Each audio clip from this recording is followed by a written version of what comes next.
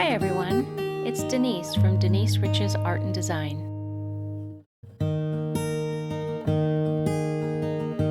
I picked up this lamp at the thrift store for $2.99. I really liked the shape of it, didn't know what I was going to do with it yet. And then this lampshade for $3.99 was pretty much the only one I could find that would fit. I had previously checked Amazon for small lampshades and I couldn't believe how expensive they were for the size. So I'm going to be creating a mixture of baking soda and Waverly chalk paint in the color ink to coat the base in.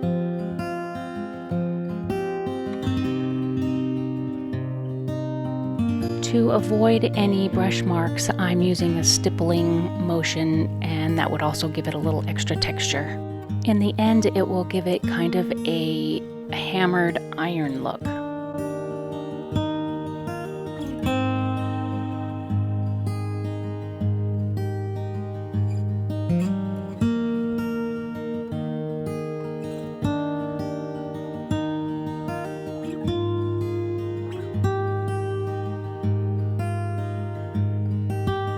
I don't really hate the color of this lampshade, but I wanted to lighten it up a little bit. So I've heard you could paint lampshades with paint, so I'm using Fusion paint in the color Cashmere. I did need to give this about 3 coats to get the best coverage.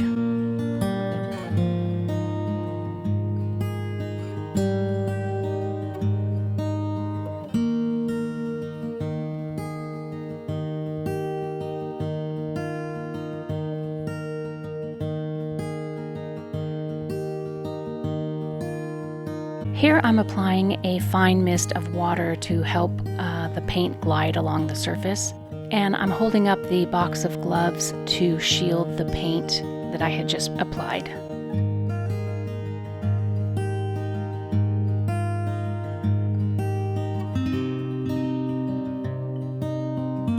And here I am starting the second coat.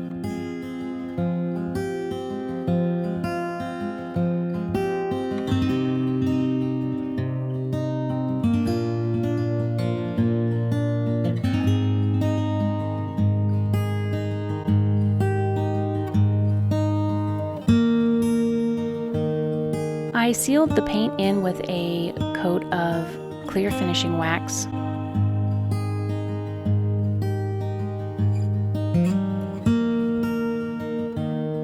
I brushed it on and then wiped it off with a lint-free cloth. And then to give it a little more protection, I added one more coat of black finishing wax.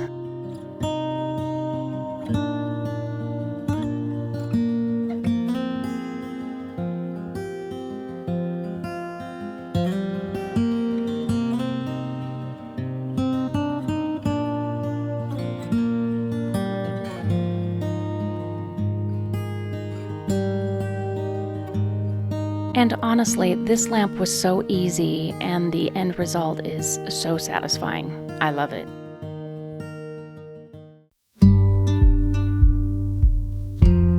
I picked up this luminary for $2.75, but that is not what I was intending it to be used for.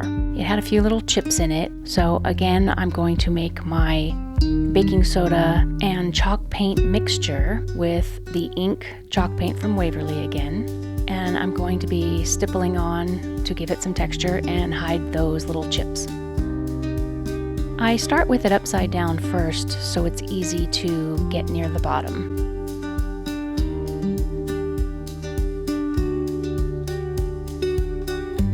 And then I flip it over and continue to do the top.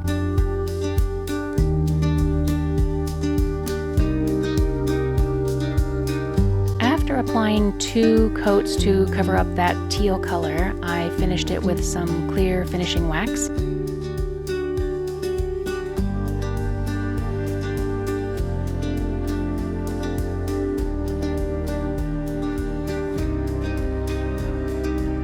And then again, one more coat of black finishing wax.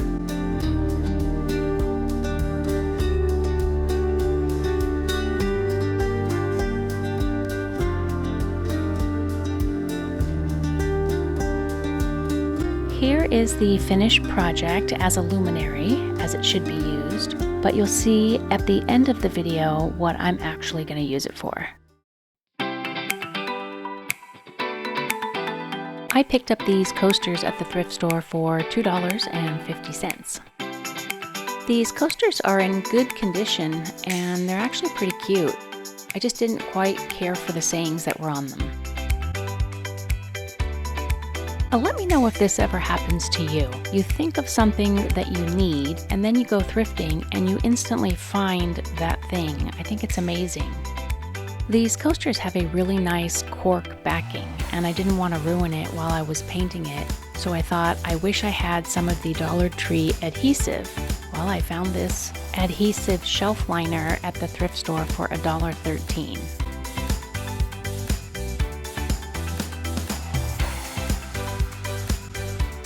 So I used it to cover the back of the coasters while I was painting.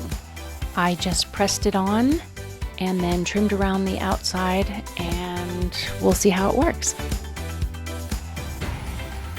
I gave these a couple of coats of Sweet Pickins milk paint in the color Flour Sack, and it's a powder that you just mix up with equal parts water and paint. And it turns out that these were not even real wood. They had a wood painted finish on them. So I took them outside and I was trying to sand off the sayings and realized that they were only MDF.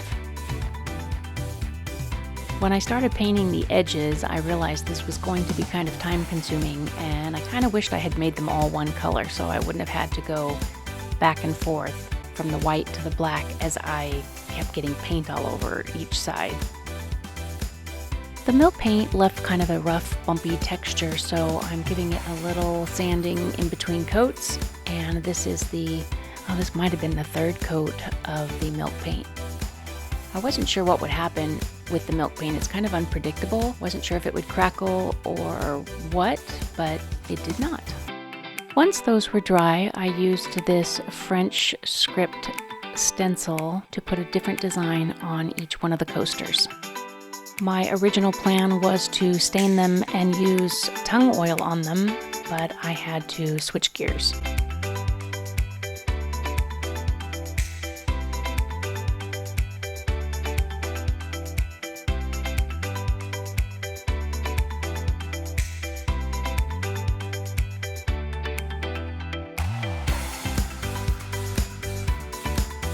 Here, the coaster holder is getting a couple of coats of Waverly chalk paint in the color ink.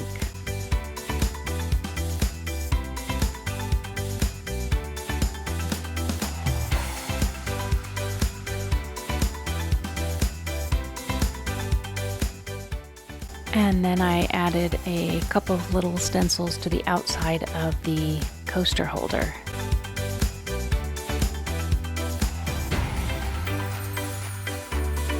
The tip of my stenciling brush fell out, so I just grabbed my pliers and pinched it together to hold it in there. I'm very careful to offload my brush onto a paper towel and wipe off as much paint as possible so that the paint doesn't seep under the stencil, because I don't want to repaint it.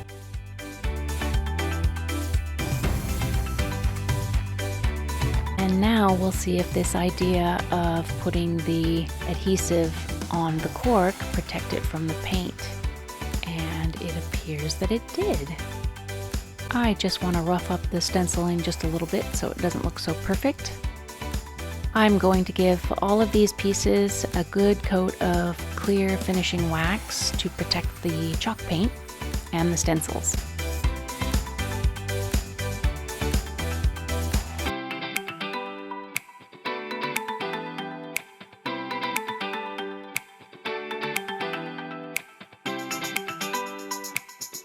I have these little felt feet that I'm going to stick to the bottom of the box to protect the table.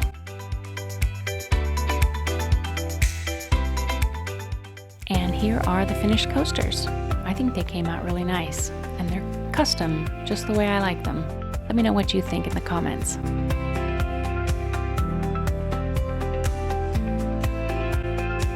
Here are all the projects from today's video and my use for the luminary. These were really fun projects. Let me know which is your favorite. Thanks for watching. I'll see you next time.